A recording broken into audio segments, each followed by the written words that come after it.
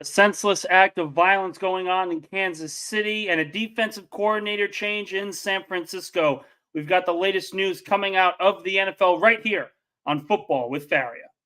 It's time for Football with Faria. You got to get the offense right, and you got to be able to be aggressive. They put up 14 against the secondary. That is driving me up a freaking wall right now.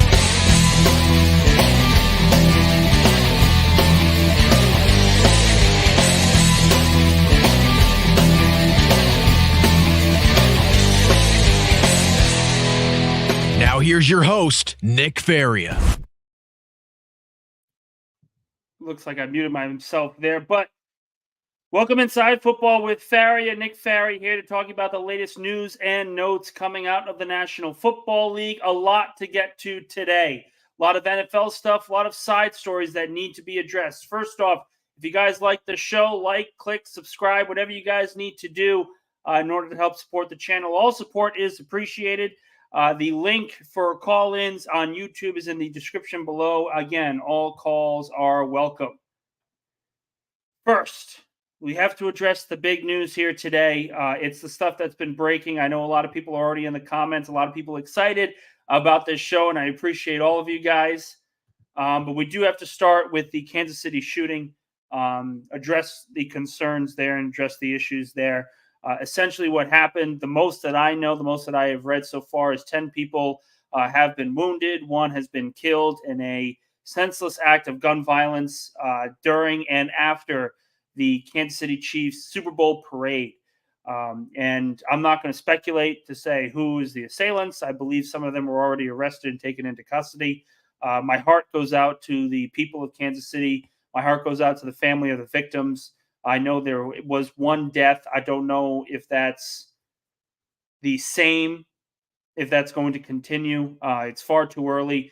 And as you guys know, I'm not one to speculate on reports. I just tell you guys what has happened, what is going on, and really just the senseless acts during a time where everyone is supposed to be excited.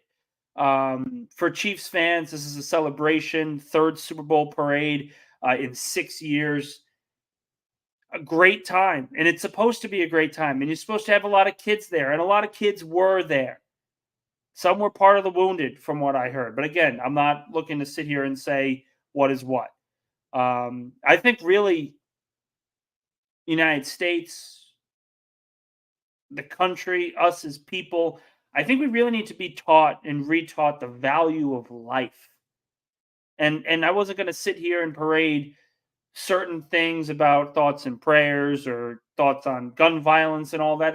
I'm not going to sit here and lecture anyone about it because I'm a football guy. This is well beyond my wheelhouse, but I feel the value of life is so often ignored, and something that really needs to be retaught because life is sacred. All life is sacred. And the fact of the matter is we kind of look past it in terms of the everyday concerns of life, whether it's financial concerns, whether it's family concerns. And we kind of look past the blessings that we have and the people that we have in our lives. So this first 5 minutes or so of this show, I do want to take this time to again offer my thoughts and prayers for those that were lost, those that were injured in the shooting down in Kansas City. But also, I feel if I'm going to say one thing and tell you guys one thing outside of football, is that we really need to relook and rethink about the value of life and our appreciation for it in general. I'm not going to sit here and make anything political about this. I feel it's wrong. And again, like I said, I'm a football guy. My thing, though, you see people on the street, have some happiness that you're living life where you are, because it could always be worse. You could always be in a difficult situation. And I think today in Kansas City was part of that example. There's a lot of atrocities going on around the world. And I think all of it just boils down to us not understanding the world we live in, the life that we have, and the blessings that we have. And it's not, and for the people in this chat, obviously I'm not specifically yelling at you guys. But I think it's more just a message for humanity of there's no need for violence. There's no need for anger half the time. The value of life is so overlooked. And I think it starts in school where it really needs to be retaught the value of life. And our children need to learn this lesson importantly, because the one thing we all hear about is leave the earth better than you found it. And I don't think exactly we're doing that appropriately when it comes to violence like this. So those are my thoughts on the Kansas City shooting. Again, my hearts and prayers go out to the families affected, and we hope that the law enforcement down in Kansas City will be able to bring swift justice onto those that caused this shooting. I know I started out early with this. Wanted to definitely talk about this. Wanted to definitely start this up. But there was football news today, and we're going to get to that as well. Again, football with Faria here. Talking about the Kansas City shooting. If you guys like what you're hearing, if you guys want to support the channel in any way, like, subscribe. If you guys want to call in, the link is in the YouTube description below. On YouTube, I saw a comment already asked today, but it's not in the chat. It's going to be in the YouTube description. So if you guys have any calls, you guys want to call in, that is well within your right and greatly appreciated. But the one big news out of the NFL today was San Francisco firing defensive coordinator Steve Wilks. Outside of everything going on in Kansas City, I think that was the big news of the day. You have Wilks coordinating a defense that was top 10 in pretty much every single statistical category, whether it was the pass rush, whether it was the run defense. They were consistently good. And I think a lot of people chalked it up to the talent around Wilks as opposed to the overall scheme. We know all year that Wilks and Shanahan really didn't see eye to eye in terms of what the scheme they were trying to run. And there were a couple times where Shanahan would call timeout. We saw in the Super Bowl in overtime, Shanahan called a timeout because he didn't like the look his defense was giving down in the red zone. And eventually led to a Kansas City touchdown to win the Super Bowl, as we all know. But the one thing that I think we kind of gloss over, particularly with this Wilks firing, head coaches need to save their jobs. They need to save their jobs in a lot of different ways.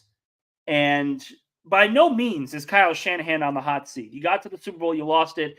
You pretty much saved for a year or two. I think Nick Sirianni is a perfect example of that.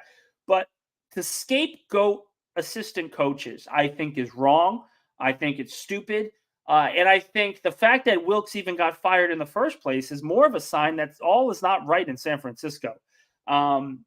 We talk about teams that hold on to coordinators for too long. And we're going to get to the Jets in a little bit, guys, because this Wilks firing, I think, is a perfect encapsulation of what Jets fans kind of want with their offensive and defensive coaching staff.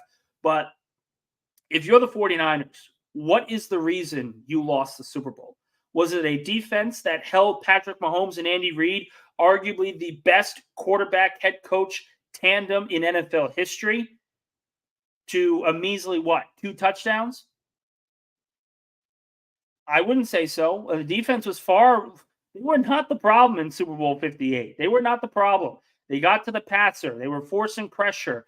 They were stopping the run. They did a great job against the run, against Isaiah Pacheco, Clyde Edwards-Helaire. It was a well-performed game and a well-statistic game by the San Francisco 49ers defense. I think everyone, when you look at that game, you look at the tape, that the fact that Wilks is being blamed or scapegoated for this is completely ridiculous, because in reality, if I am looking at one man that was the cause of the 49ers losing, it's Kyle Shanahan, not Steve Wilks. You can blame Wilks for certain calls and certain situations, but was Wilks the problem in that Super Bowl? Was Wilks the problem in the playoffs when the defense was getting gashed? I don't think so, because a lack of effort, to me, people will look and say, oh, well, that's an indictment on the defensive coordinator. Well, how about the head coach that's supposed to get his team ready? A head coach is not just supposed to be a guy that calls great offenses. We have this misconception that a great play caller is a great head coach. Kyle Shanahan has been to the playoffs, 5 of 6 years? And in terms of scapegoating, this guy went to the Super Bowl, once again put his team in a situation to lose the Super Bowl. And okay, yeah, well, it's not my fault, it's everyone else's fault. 28-3. Yeah, that Falcons loss in the Super Bowl, that's not Kyle Shanahan's fault. That's Matt Ryan's. That's Dan Quinn's. When you were up 10 in the final quarter against the Chiefs 4 years ago. Christian McCaffrey didn't touch the football for a good quarter and a half. And we're blaming Steve Wilks for a Super Bowl loss that has nothing to do with the 49er defense? They gave up 19 points in regulation. 19 points against Patrick Mahomes. You should win that game. Every day, you should win that game. All the time. And the 49ers couldn't, because whenever they got into the red zone, whenever they started getting involved and started moving the ball down the field, Shanahan would take the ball out of his best player's hands. He would try to overcomplicate things and really try to show NFL teams just how smart he is. I'm the smartest offensive mind in football. Watch me call this play. Oh, it didn't work? Well, let me fire the defensive coordinator. Oh, my special teams blew up in my face because I didn't have them prepared? Well, blame the defensive coordinator. Oh, we didn't know the overtime rules? Blame the defensive coordinator. Kyle Shanahan, I've said this before, I think Shanahan is overrated based on the context of what he is seen as, this offensive genius, top 5 coach in the National Football League. I think he's incredibly overrated. And quite frankly, I consider him a lot similar to Nick Sirianni than anything else. Nick Sirianni doesn't call his own plays, but Nick Sirianni has his team prepared most nights. Nick Sirianni has his team prepared for rule changes, exploiting rule changes like the tush push. Kyle Shanahan sets up an offense really nicely, but what is he like when he doesn't have the top players? What is he like when he doesn't have a top defense? This is going to be, the 4th straight year where San Francisco is going to have a new defensive coordinator. Let's see how good the defense looks. And they might hire Mike Vrabel. Let's say for shits and giggles, the 49ers go out and hire Mike Vrabel. It's a great hire. It's a great hire. Everyone will agree with that. Mike Vrabel coming in, being a defensive coordinator for the 49ers, that's great.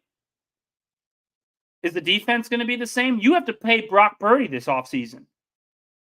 Or at least in the near future, you're going to have to give out money for Brock Purdy. So that means there's going to be some players that will be cap casualties. Not saying they're going to cut McCaffrey or Fred Warner, but you're looking at a few players that are going to have to get long-term extensions. And there's no guarantee that that's going to happen. No guarantee. Again, Football with Faria here. We're 15 minutes into the program. You guys have any questions? Spam them out in the chat. We'll try to answer them throughout the show. Also, if you guys want to call in, link in the description on YouTube down below. But the one thing that I wanted to bring up with Steve Wilks firing, I knew Jet fans would jump at it, and I've already seen it. Jets fans kind of sitting out there saying, hey, the 49ers got to the Super Bowl, and they fired the defensive coordinator because they didn't like the results. And the Jets are sitting here at 7-10 and keeping pretty much their entire staff. And the one thing that I will say to that is this. Are we sure that the 49ers look good in this instance? Are we sure they look like a competent group firing another defensive coach, removing and bringing a new defensive system? Because the defense wasn't what Kyle Shanahan thought it should be. To me, I am always going to be on the side of growth. This was Steve Wilks' first year as 49ers defensive coordinator, and Shanahan's not even giving him a chance to develop. And Wilks did a great job in Carolina when he was the defensive guy. Carolina was a top 5 defense under him at one point. if we are looking at the 49ers as an example for teams to follow, are we really sure that we should expect the Jets or should want the Jets to be this indecisive about coaches? To me, I said it from the beginning. I've said it for over a month now since this show started. The Jets made the right move of keeping everyone. You make some intermediate transitions. You change the running back coach. You make some changes at receiver, all this different stuff. But you keep the camaraderie there, because if they grow together like they should, if they should improve consistently from year to year, you see and you will see growth with the coaching staff, with the roster. And that confidence is going to increase. What's the confidence level going to be in the San Francisco 49ers if they start the season next year and they struggle because they're getting used to a new defensive coordinator? We have seen in the NFC the last 3 years, home field advantage matters. It absolutely matters. The Los Angeles Rams 3 years ago won a Super Bowl. Who hosted the NFC title game? The Rams. The very next year, Philadelphia against San Francisco. Who hosts the NFC title game? Philadelphia. Who wins? Philadelphia. San Francisco hosts this year's title game. They win the game. Home field advantage matters. So starting out slow in the NFC is not something you can afford if you're the 49ers, which means, and this will be the same for the Jets, if you are making seismic coaching changes like firing your defensive coordinator or changing your offensive coordinator in the case of the New York Jets, you are essentially saying that you need to get out fast to start the year, but you don't care. You'd rather just play your best football at the end of the season, and whatever seed you get, you get. If the goal is Super Bowl, the goal is to get the number 1 seed. We have seen how important it is through the years. In the 2000s, it was really the one decade we saw where home field advantage didn't matter. 2005, the Steelers upset the Colts. 2006, the Colts upset the Ravens. 2007, the Giants upset the Packers and the Cowboys.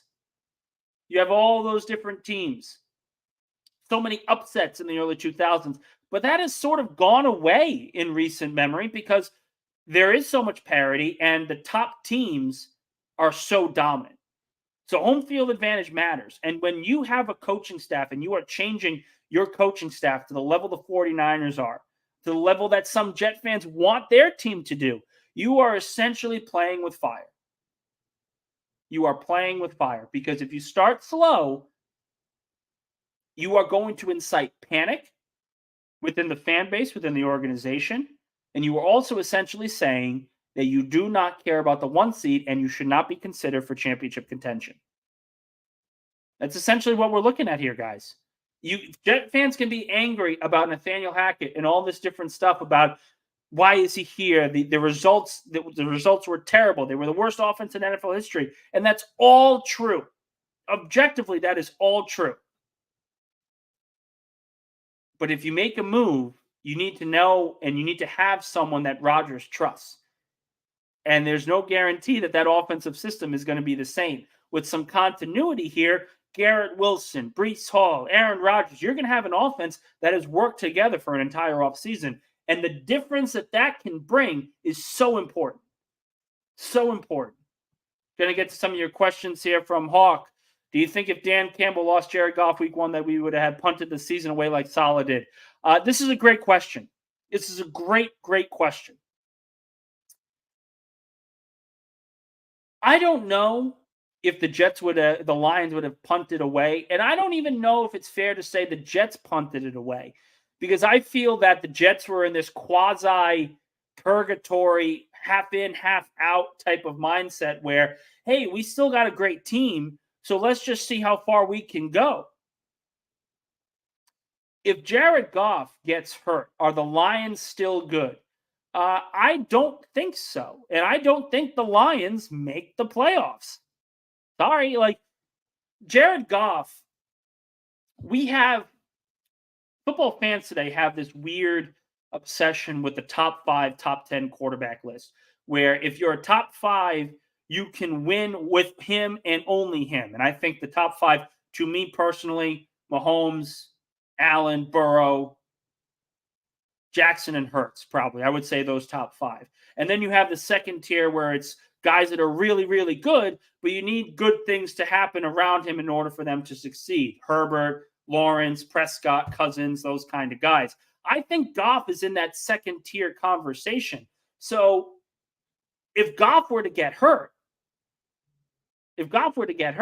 you are severely impacting your passing offense. And sure, Hawk makes a comment here about 2,000-yard rushers for Detroit, but is the offense the same?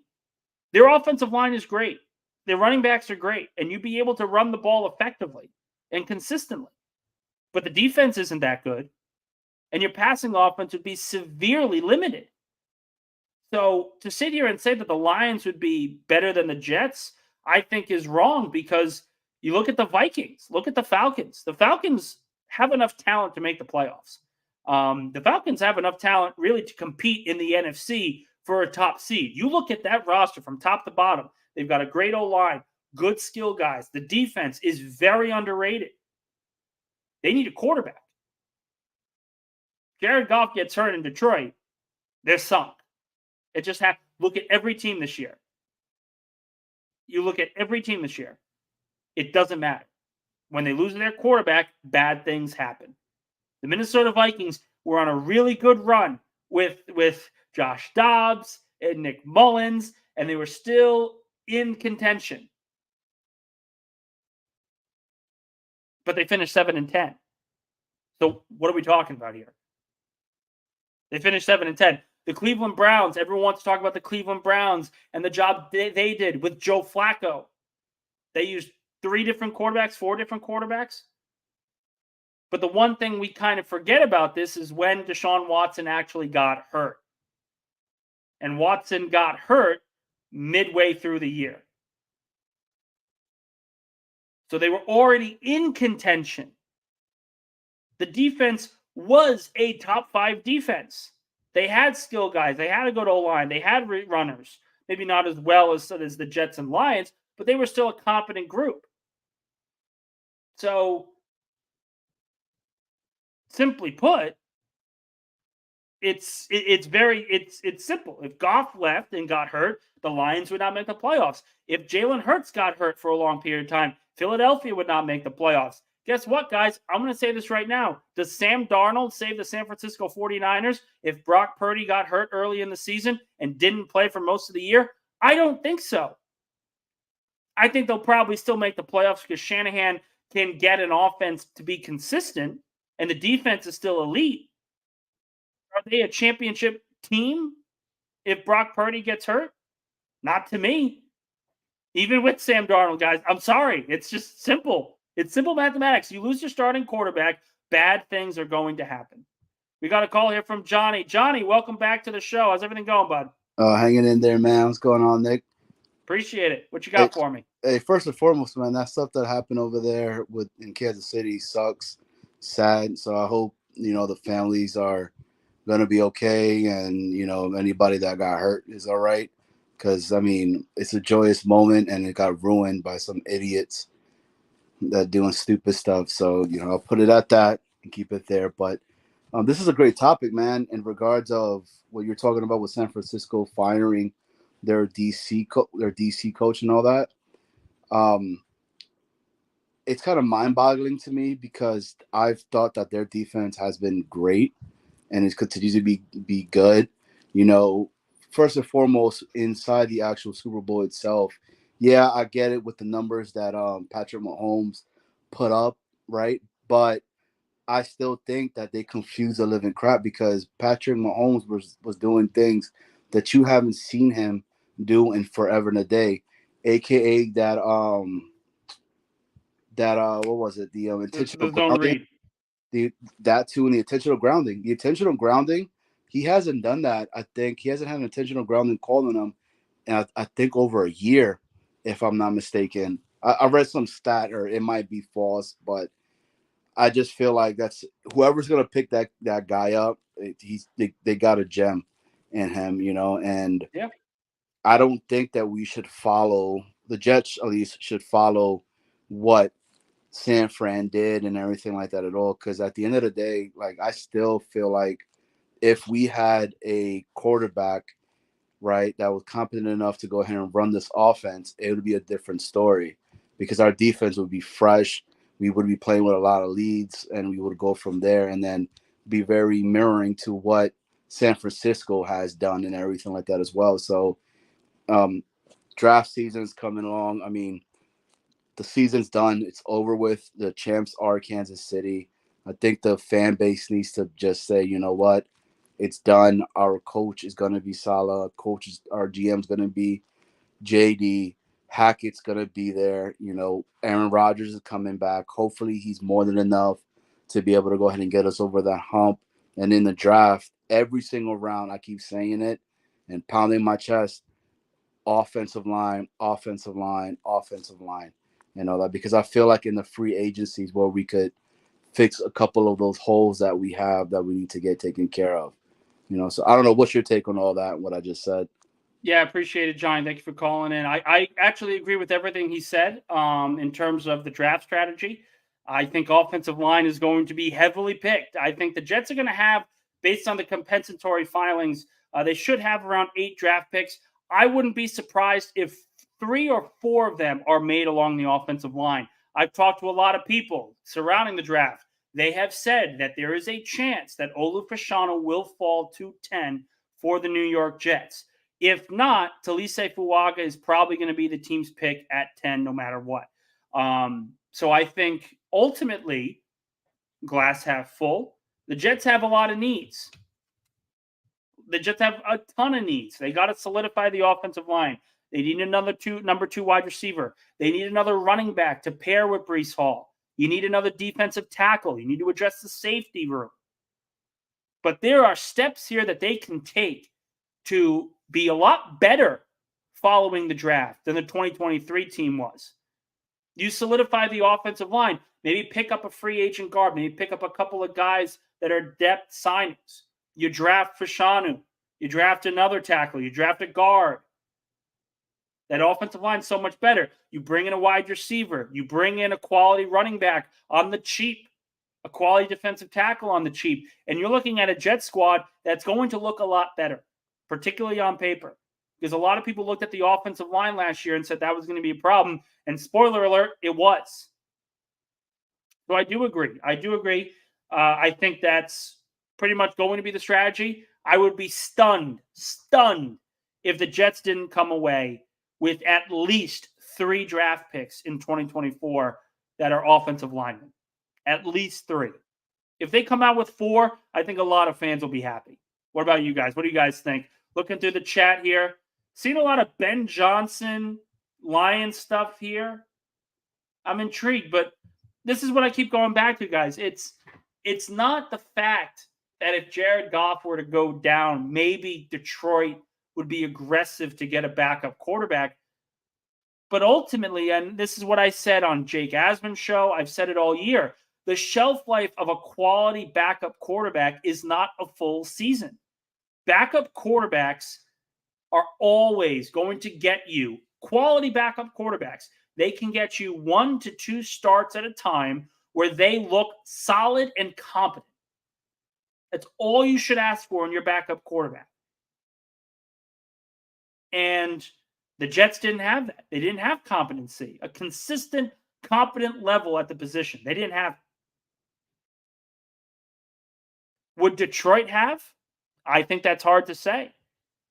Wild Wave here with a comment on the draft strategy. That's where you're wrong, Nick. You go best player available. Wild Wave, I agree you go best player available. And you know what's the beauty of this 2024 draft class? The beauty of this class is that the best player available in almost every single round is going to be an offensive lineman. Daniel Jeremiah has said it. Bucky Brooks has said it. So many different guys in the NFL drafting circles have said that this is one of the deepest offensive line classes they have ever seen. One of the deepest. So, to me, best player available is always the right way to go. You'll never hear me say against it. But best player available at 10 is Fuaga or Olufashanu. Best player in the third round, I keep circling him. I think he's a great fit for the Jets. Christian Haynes out of Connecticut. Comment here again. What happens if Neighbors or Odunze Bowers are there? Are they better than Fashanu or Fuaga? Personally, I do not trust any player coming out of the Pac-12. Any player. This is from context of strategy. This is coming from overall development of a player. And that's why I don't have Fuaga as my top tackle. And if it's between Fashanu and Fuaga, I am running to the table for Fashanu. But when you talk about Neighbors, Odunze, and Bowers, these are all great players. And this is part of what is a very deep NFL draft class. But when I judge best player available, I still take the tackles because their value as the best player is so much more than the best tight end since Kyle Pitts, even better than Kyle Pitts, according to some. That's that's the issue here. I get the conversation about getting a top receiver, but let me ask you guys, let me ask you, Wild Wave, if the New York Jets were to be in a position where they sign someone like T. Higgins in free agency, are you still going to want Malik Neighbors, Odunze, or Bowers? Of course not. You would want the next quality tackle because they are the best available people at this position. If this wasn't a strong tackle class, if this wasn't a strong offensive line class, I would say best player available and you find the top offensive weapon you can get. But this is the deepest this offensive line class overall. Overall. So with all due respect to Wild Wave, I disagree in terms of the overall needs of the team. I think obviously offensive line is bigger, and I think most people will agree. But when you go best player available, it's offensive line because of how deep this class truly, truly is. Going through the breaking news, I know the Chiefs just made a statement about the shooting today. So if you guys want, check that out on Twitter. A lot of talk about Zach Wilson here in the chat. The one thing I'll say about Zach Wilson is this. I think everyone sort of needs to move on. I really do. He was the backup quarterback last year, and he needs to be judged as a backup quarterback for the 2023 season. You want to judge him as the number 2 overall pick, that's perfectly fine, but the adjustments needed to have been made. And if people were surprised at his deficiencies as an overall passer, I don't really know what to tell you guys because this is a player that has not shown he could be a starting caliber quarterback yet. And when it's all said and done, by this time next month, maybe he's traded. I wouldn't be surprised. Rich Cimini came out today and said that the Jets could potentially get a 6th or a 7th round pick for Zach Wilson. I've heard very similar stuff where it's going to be late round picks, maybe a pick swap, but the Jets could get some compensation for a young prospect like Zach Wilson. And that's the best that you can get. If a team is willing to give up a 6th round pick for Zach Wilson, you take it and run with it to the bank. Because that's a 9th draft pick. And we talk about accumulating draft picks late. The Jets do a really, really good job of finding late round talent, particularly on the defensive side. But once you start hitting on some of these guys, you make them expendable, and you can allow yourself to have enough resources to trade up in the draft. It's not just going to take a 2025 2nd round pick to get back into the 2nd round this year, guys. It's plain and simple. You pick the draft pick, and then you potentially move up. You're going to have multiple 6s. You're going to have multiple 7s. See what you can get. You're going to have, 2 4ths?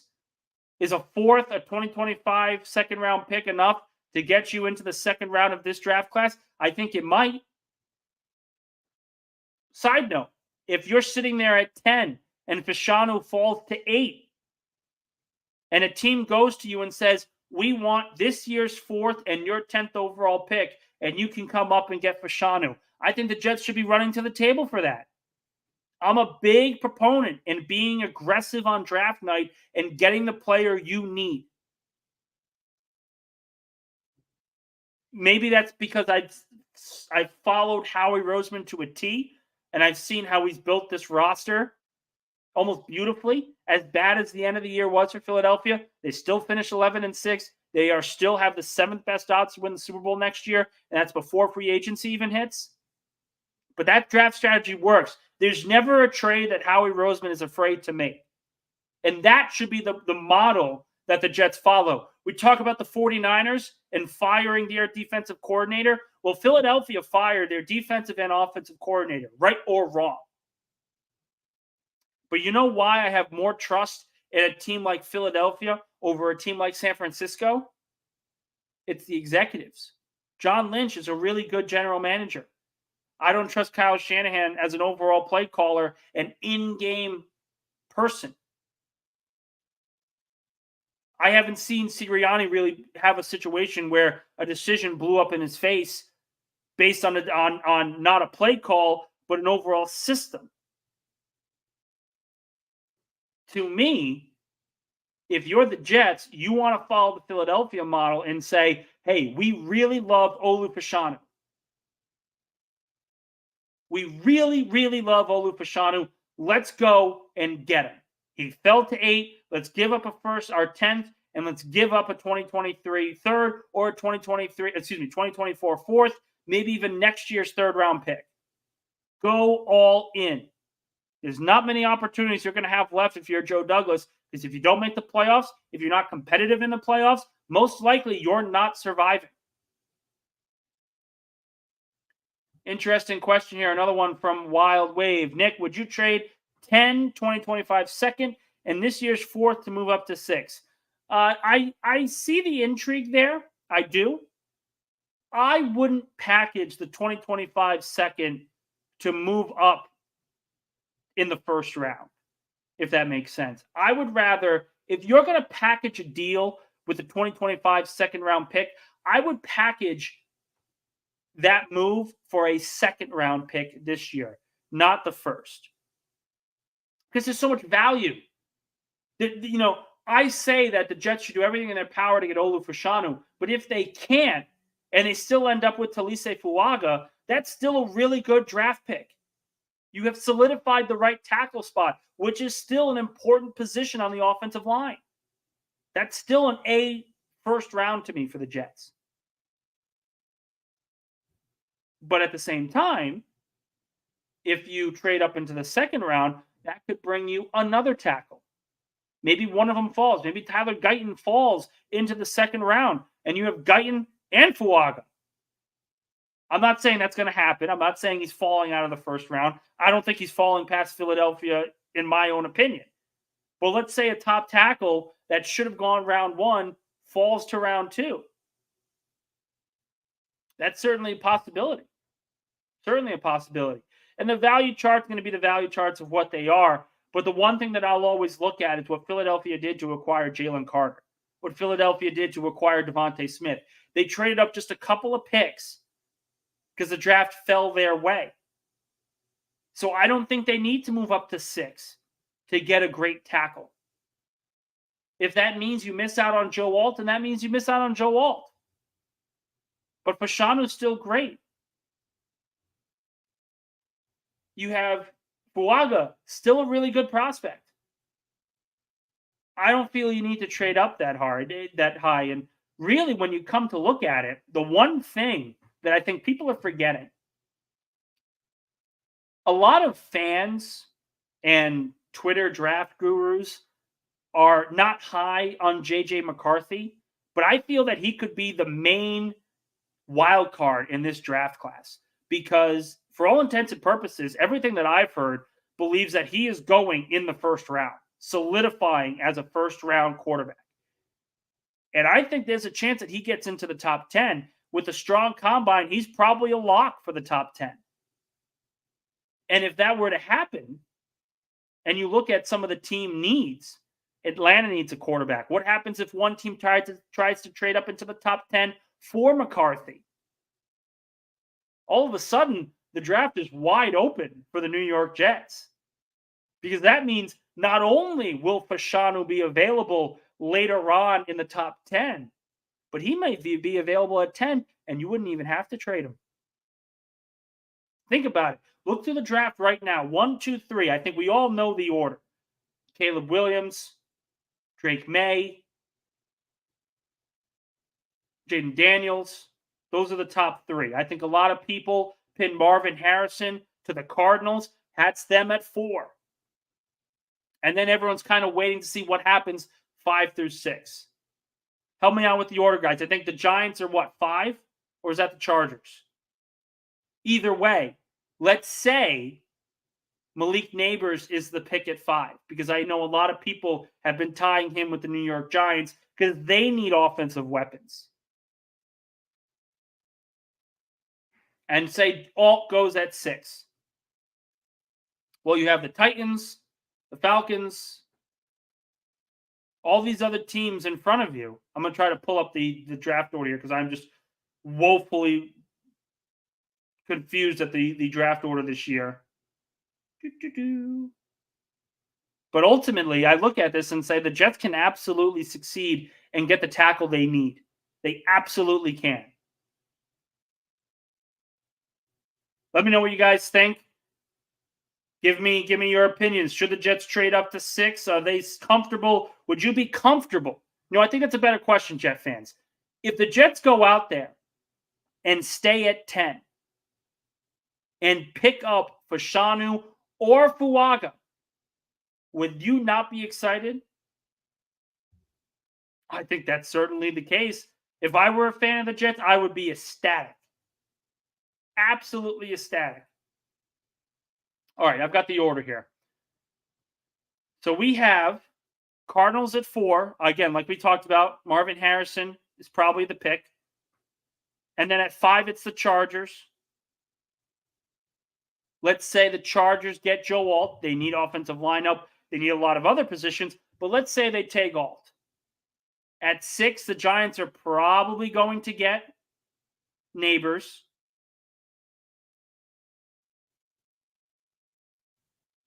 Then you have Tennessee at 7. Now, I look at 8, which is Atlanta, and say this is the team that you can probably go after for Fashanu. But let's say that Tennessee is looking to make a deal, and they want the 1st, a 3rd, and a 4th, or a 1st, a 3rd, and a 5th to move up for Fashanu. That may be too rich. And this isn't to say that the Titans are going to take a tackle. There's no guarantee that the Chargers take a tackle. But the good news is, with Jim Harbaugh as the GM, I think it's very likely that if there's one team to trade out of the top 5, it's probably Los Angeles. Maybe a team like Atlanta goes up and gets their quarterback at 5. Maybe the Vikings. Then that sends the whole draft into a frenzy because it essentially forces teams' hands with quarterbacks in this draft class. And the Jets are going to be sitting pretty at 10. It's okay. We'll take Fuaga. We'll take Fashanu.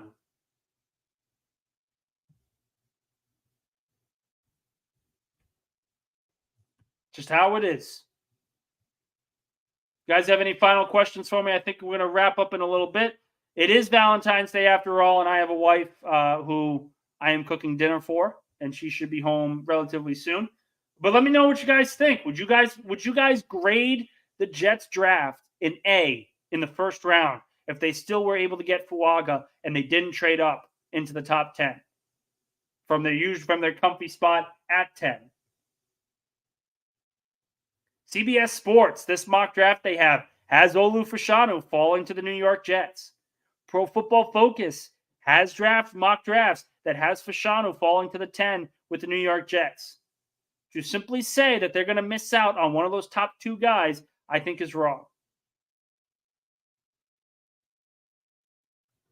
One final comment here from Hader. I can see McCarthy going as high as number 11 but I can also see him going in the second round, got at least here after the combine, what and how teams are thinking.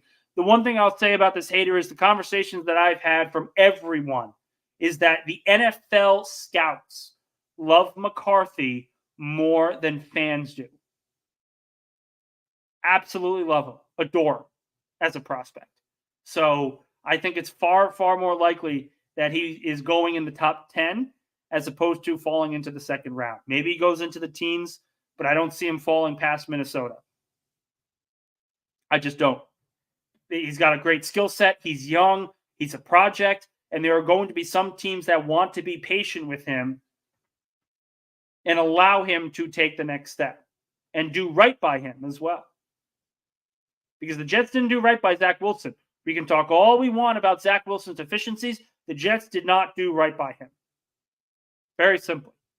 McCarthy could kind of be that fix for other teams to know, hey, we're going to sit him for a year, maybe even 2 years, and we're going to let him develop. The Jordan Love comparison, if you will. That's all the case. Johnny, what's on the menu? I have got some chicken thighs, and we're going to make some potatoes with that. I am not a cook. I'm not a major cook at all. My wife is the better cook, but today we're going to pull out all the stops with that. So we'll see what happens. We'll see if she liked it. If you guys care enough, I will update you guys tomorrow when we have our film session. But for today, we're going to sign off. Appreciate all you guys jumping on. And I will say, as a parting gift, remember my first words on today's show. The value of life is so overlooked, and we really need to go back and really love the life that we have. Appreciate the life that we have.